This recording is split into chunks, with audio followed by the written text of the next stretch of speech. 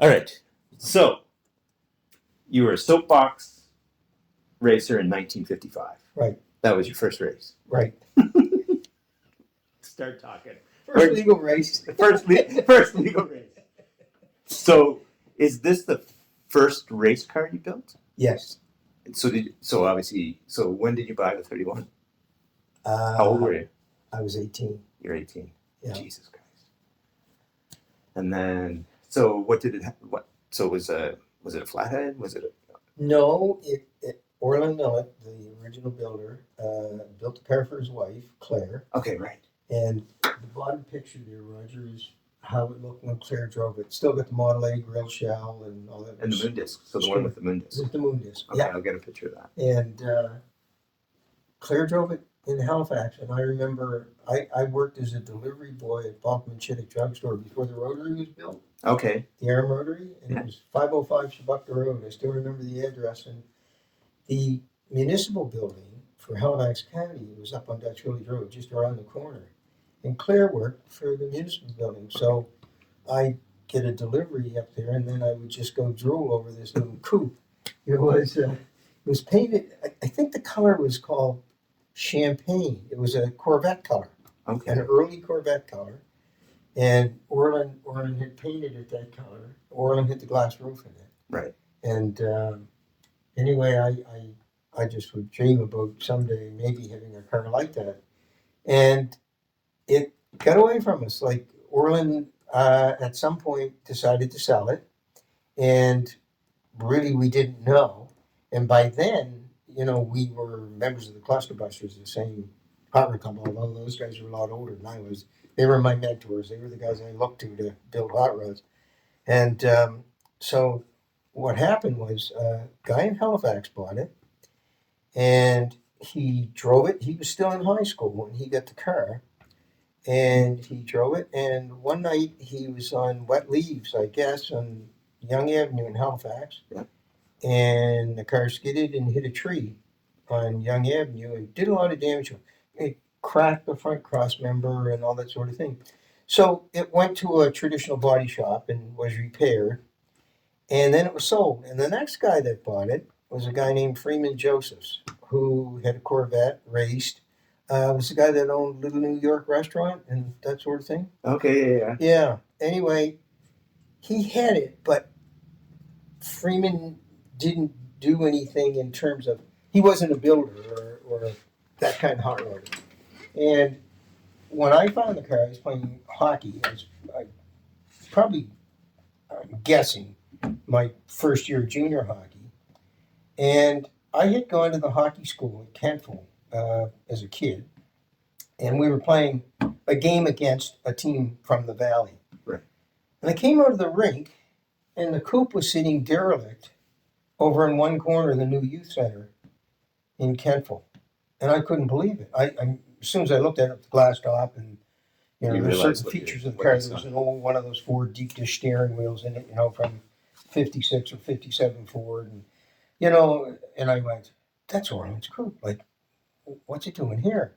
So I didn't go home right away. I started to ask around, and we went all over the place, and they said, well, the guy that owns it, his dad owns a restaurant here in town. And they said, maybe you should go down to see him. And I said, sure. So I went down. And I was at university then. And, of course, I had no money. Never had any money. Anyway, I went down, and I think he said he wanted $500. There was a lot of money in those days. Right. And I thought, oh, it's just junk. Like, the block was cracked. There was nothing left. The brakes worked and the horn worked. That was about it. There was nothing else. Thank God it did. I'll tell you a story in a minute as to why that was so important. Anyway, I thought, I got to have it. I just can't see this car, wind up in a junkyard or a crusher or something like that. So that's probably 4 crushers.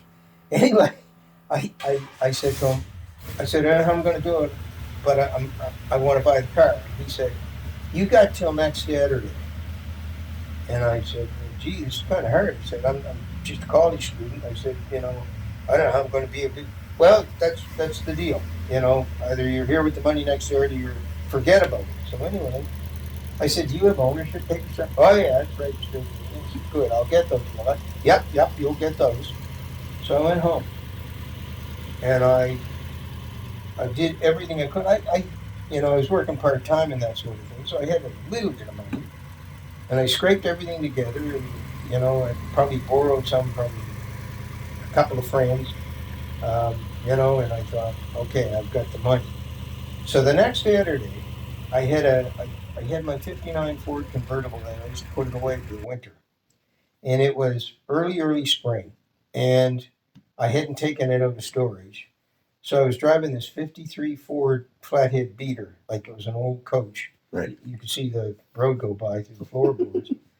And I drove to Kentville with the old '53 and two buddies of mine, Wayne Adams, we're still close friends today, Harold Hawkins. And we went down to see this guy, and we paid him for the car and got the papers and went up. And Roger, this is the God's honest truth. We towed the car from Kentville to Halifax on a tow rope. Of course, there were no 100 series highways, thank God. Yeah. And this is why the horn comes into the story. We got outside, we were the other side of Berwick, coming this way, and I was in the coupe, and all I had to alert the guys if something was going wrong, I could blow the horn. And the brakes did work. Anyway, we hit a bad bump out there and got a little squirrely, and I tapped the brakes, and it broke the tow rope. So, we pulled over to the side of the road, they backed up, and Harold said, I'll tie us back on. Good. So it had one of those suicide front ends with the tie rod in the front. Yeah. So Harold, Harold inadvertently tied the tow rope around the tie rod and the front axle. And of course, when they pulled ahead, the wheels just went like that. And the car started yawing all over the road, and they were going. And I'm trying to blow the horn, but I don't dare take my hands off the wheel. Oh, no. And I thought, we're going to write it off before we even get home. Worst spent $500 in my life. Yep, exactly. And anyway, we got stopped and we got that fixed, but now the tie rod's bent. So we drove to a service station. And in those days, everybody had a set of torches. And Right. Thank God I knew how to use them. And that's another story. But anyway, I asked the guy, I said, you wouldn't happen to have a piece of angle iron, would you? Because this is an old trick we did with tractors and things. And he said, yeah, I do. I said, would you sell me that piece of angle iron? Yeah. I said, would you let me use your torches? He said, yeah. And he must have been, I don't know, he must have worked on it. Was the biggest set of acetylene torches I'd ever had in my hands. So I straightened the tie rod inside the piece of angle iron, and then I spot welded it all the way along on both sides. So that it wouldn't bend back. So, right. And then away we went. And I think we only broke the tow rope once or twice more. By the time we got to Halifax, I had a date that night with a girl I was going with at the time. And I was going to take my convertible out of storage because we were going to, in those days, there was a rental curling club in Halifax. Okay. And of course, I had to be there on time, so we left the car. I had worked there previously, so did Wayne Adams, the other guy who was with us. Wayne did most of the driving. At the Princess Lodge BA, it was called then, British American Oil. Oh, yeah. And in order to make the date, we left the car there and away we went. And that was when we got it. And Roger, we worked on it. I did most of the work in Smith's Cove in Digby County at Raymond Brinton's shop. It's still, his son runs it today. Okay. Both boys are involved in the business, Bruce and Trevor. But it was Raymond's shop then, and we were literally working at his father's barn in the backyard. And he started Brinton's Automotive and Brinton's Auto Body. Right. And they had a salvage yard and all that sort of, so everything was salvage, of course. Right. We didn't order Well, any you new never pieces. buy new pieces. No, That's not how it runs. Yeah. Yeah. So we built the car up, made it a pretty nice street rod down there. It was painted Pontiac Midnight Blue. Okay. We drove it in the street for, 2-3 years. And we tried to race it a couple of times, but we still had the old banjo Ford rear end and the top shifter transmission. Right. And so then we got the bright idea that we should hop it up a bit, and we put a big cam and a set of heads and. So was it the 327 at that time? 265. Oh, 265. No filter 265, a genuine 55 Chev small Okay. block. Right on. And so the first race, we pretty much wrapped the wishbone suspension in the back right around the rear axle. So that didn't work too well. So then we got that fixed. We put, actually, Greg and Dawn ran them on their T-bucket. We made a set of ladder bars, so the pipe, of course. Like, Yeah, of course. Why? nothing was the way it should have been, I guess. But anyway, they were really strong and they weighed a ton. And that kept the axle in place. And then we blew the transmission all over the Bedford Highway one night. Like, just wound it up. I think we wound up to about 7,200 RPM Jesus. in low gear. And the thing, low gear must have tried to crawl over the top of the cluster or something. The transmission just exploded. I wonder if we didn't get hurt. Yeah, I was gonna say, But lucky you didn't lose a foot. Big cast iron transmission. I mean, there were chunks of it all over the road. Big pieces under the side of the case. And then we went back down to Smith's Cove, and I built over the winter this 327. I bought the block from a guy out of a 64 Chev, and I was out to California in 66. And we had made friends with some guys out there and that sort of thing. And the crank that's in the 327 right now today was a CT, a genuine Clem T-bow stroker, welded stroker. Okay. And small journal crank too. Anyway, when we went to rebuild it the last time, we went to Alan Armstrong. And Alan saved the motor. Like, I mean, it should have been a boat anchor, probably. But when we got through, Alan made 550 horsepower with that engine. So, Jesus Christ. yeah. Wow. Yeah. So there's a gap in there. Big gap, yeah. So you raced it until when do you think? 69, I would say. And then it Maybe 60, 68. Sorry. It is 68 because I researched that a little when I did the trunk cover. right. And I think the last year, Skiduk shut down in 68. Okay. So we were kind of without a facility. So you couldn't race it. But then Drake City came into being. I actually surveyed the strip at Drake City, to get it certified for an HRA. And so when that happened, I thought, I'm going to build a really fast car. Like, That's when you built the T. Yeah, that's when I built the T-bucket. But the coupe, at the time, it wouldn't have been the fastest. Normie Kiersted's dragster would have been the fastest. Walter Brooks was probably marginally quicker with the 56 Ford. It was a pretty fast car with what we had, but junk running gear. We took the running gear from under the coupe and put it in the T-bucket. But Roger, in those days, I mean, Bobby Potty, who's also a really close friend and one of the cluster busters, Bobby built every rear end I ever raced because Bob was a mechanic at Scotia Chev Olds in those days. Right. And just an extremely intelligent Jody Noble. When you're mentioning Jody and Bobby are good friends, so Potts could do anything, and he built some pretty nice cars too. But rear end, I didn't trust myself. I always have to. But what we do, and they were all, I mean, we've narrowed the rear end this time around, and we did on a couple of cars after that. But we used to get stock Chev car axles. Right. And we'd paint a white line, and it would go up into the flange. And once that line turned close to 90 degrees, you'd chuck that axle into the junk pile, and you'd run another axle. We didn't have any of these, there were no Strange or Bears or any of the, good axles that people run in. Well, right now there are Bears in the hot rod, but yeah. So even though you weren't racing it, were you still driving it as a hot rod, or did you just park it? Yeah, we parked it. Because we rubbed all the pieces off to build the T-bucket. Yeah, so it had no front end under it. The rear end was gone because we took the rear end out and put it and we took the big ladder bars we made and we put it in Greg's T-bucket. Right. Yeah, so, yep. So had you already painted? So was S&D Ellsworth already painted on it?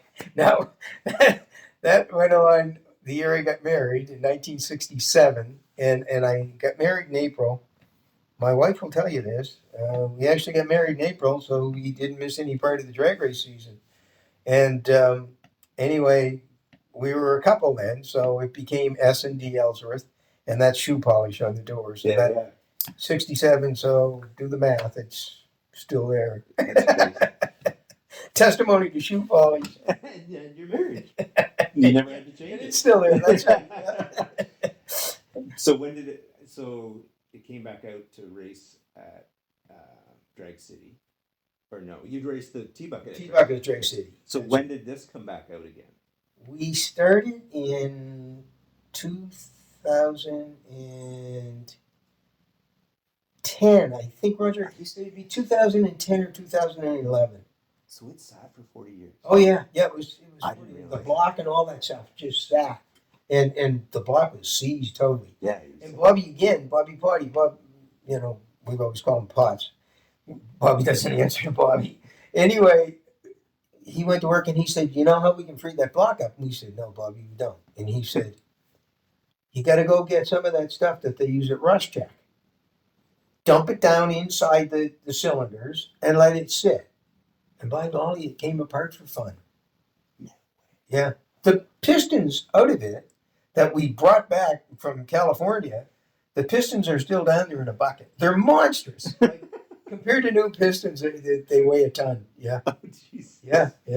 So in 2010, when the Model A came out of storage, was that when you started racing again, like racing on a more regular basis? It took us, I think by 2013, we were able to race it.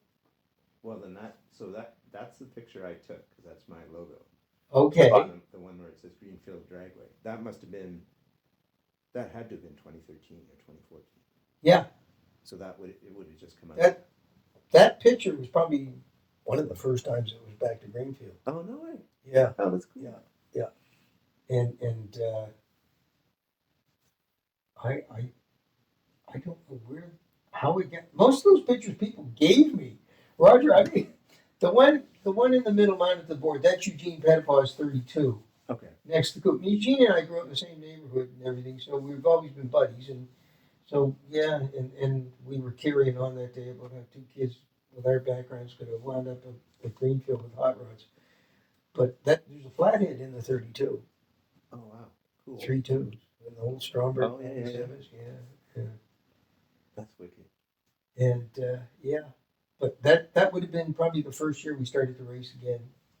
Now, I ran a couple of times in the Firebird, Greg's car, just to sort of stay in shape, and now I could still pile up the thing. Of course, that thing comes out with the wheels 4 feet in the air. I've never been a big fan of wheelies. I always thought you were wasting so much energy going up when you should have been going straight. And that's one thing the hot rod does do. It comes out pretty good, like it just goes. It will haul. There are a couple of pictures where the wheels are off the ground by maybe that much, but yeah. Generally, it's pretty. And it's front end under so heavy. I mean, it's not really a racing front end like. Right. Yeah. It's a wicked hot rod, though. Yeah. I gotta tell you, man. Yeah, it's been a lot of fun. So what? So you're just gonna race it until you don't think you can race it. And I'm getting close. I got to be honest with you. I'll be 80 in a year and 4 months, I think. Holy shit! I thought you were. So somehow I thought you were 75, and then I show up and I'm like, well, maybe I was wrong. You must be 70. No, you're gonna be 80. Yeah. Oh my goodness. And so yeah, that's what I say. I mean, I've been playing with this stuff for almost 65 years. Yeah, probably. Yeah. I mean, well, I should go back. 60, yeah, quick and dirty. But I know it wasn't long after, like my 16th birthday would have been November, but that spring I'd have been at Maitland with my 57 Ford. Yeah, and somewhere my wife's got that